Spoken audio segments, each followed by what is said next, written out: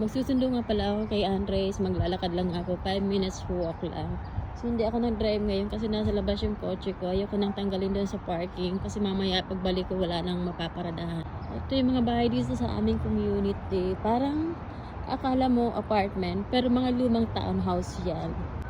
Ayan, malilit lang siya. Parang dyan sa atin, parang mga apartment lang. Pero lumang townhouse siya. So, kahit mga luma yan, Diyos ko po day, ang mamahal niyan.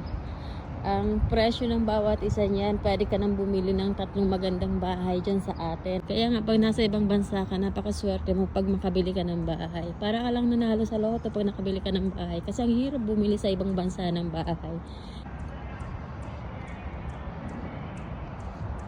Ayun, ang ganda ng panahon ngayon dito. Walang araw, pero Diyos ko po, sobrang lamig.